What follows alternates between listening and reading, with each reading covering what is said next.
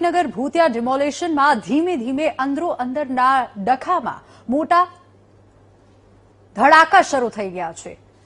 એસઆઈટીની તપાસ દરમિયાન સસ્પેન્ડ કરાયેલા એન્જિનિયર સુજલ પ્રજાપતિએ હવે મ્યુનિસિપલ કમિશનર સામે જ મોરચો માંડ્યો છે અને હાઈકોર્ટમાં એફિડેવિટ ફાઇલ કરતા મોટા દાવા કર્યા છે। ત્યારે શું છે એન્જિનિયરના એફિડેવિટમાં થયેલા ખુલાસા, આવો જોઈએ આ રિપોર્ટમાં।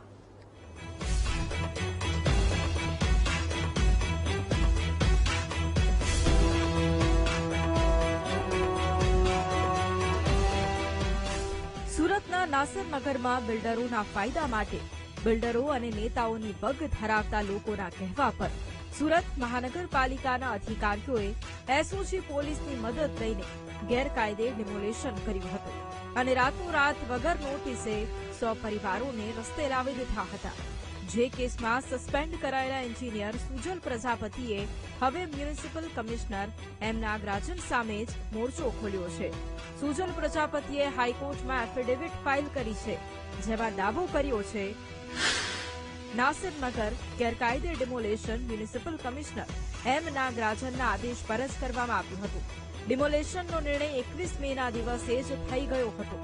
ડિમોલેશન દરમિયાન પણ સતત કમિશનર અમારા સંપર્કમાં હતા। કોર્ટમાં કરેલા દાવા સિવાય પણ સુજલ પ્રજાપતિ અને કમિશનર વચ્ચેની વોટ્સએપ વાતચીતના સ્ક્રીનશોટ્સ પણ વાયરલ થયા છે, જેને લઈને હવે જે કમિશનર મીડિયા સામે તપાસના ઢોંગ રચી રહ્યા હતા, હવે તેમના ચહેરા પરથી જ મુખોટો ઉતરી ગયું છે। અમારી ટીમ સુજલ પ્રજાપતિના ઘરે પણ પહોંચી, પરંતુ અધિકારી ઘરેથી ગાયબ હતા। બીજી તરફ કમિશનર સાથેના સ્ક્રીનશોટ્સ વાયરલ થતા જ વિપક્ષે આ મુદ્દે સવાલો ઉઠાવ્યા છે। નાસિરનગર પ્રકરણ બાબતે મ્યુનિસિપલ કમિશનર શ્રીએ જ્યારે પણ આદેશ કર્યો હોય તો મ્યુનિસિપલ કમિશનર શ્રીએ જાહેર કરવું જોઈએ કે એ નાસિરનગરના ડિમોલિશન માટે એમને કોણ દબાણ નાખતું હતું, કયા રાજકીય નેતા હતા, કે એમની ઉપરના કયા પાછા અધિકારી હતા। જે પ્રમાણે સુજલ પ્રજાપતિની ચેટ રજૂ કરે છે તો એ કાર્યપાલક ઇજનેર હતા। એમને સ્થળ તપાસ કરીને સ્થળ નિરીક્ષણ કરીને કમિશનરને ખરેખર રિપોર્ટ આપવો જોઈતો હતો કે વાસ્તવિકતા શું છે, પરંતુ આ બંને અધિકારી હોય કે બીજા હાલના પણ જે કાર્યરત અધિકારી ઘણા એવા છે કે જેમનામાં વહીવટી વિભાગ બુદ્ધિ દિન પ્રતિદિન ઓછી જણાઈ રહી છે। એનું આ પરિણામ છે કે એક અધિકારીઓ એકબીજાના ટાંટિયા ખેંચમાં લાગી ગયા છે।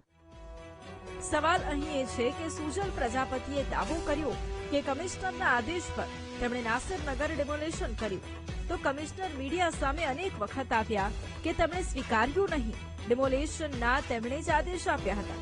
જે સ્ક્રીનશોટ વાયરલ થયા તેમાં કેટલું તથ્ય છે તે તો તપાસનો વિષય છે, પરંતુ હાલ સુરતનું ભૂતિયા ડિમોલેશન ધીમે ધીમે ફરી આગ પકડી રહ્યું છે। કેમેરામેન સરજુ પારેખ સાથે નિર્મલ પટેલ, વીટીવી ન્યૂઝ, સુરત।